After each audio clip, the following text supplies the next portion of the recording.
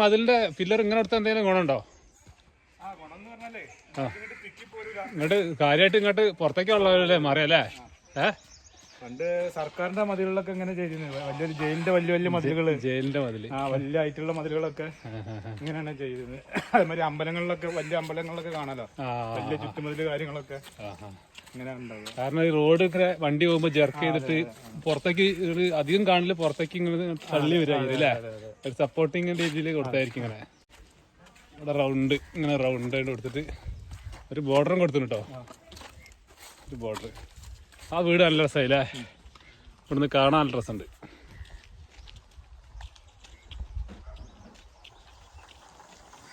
ഞങ്ങൾ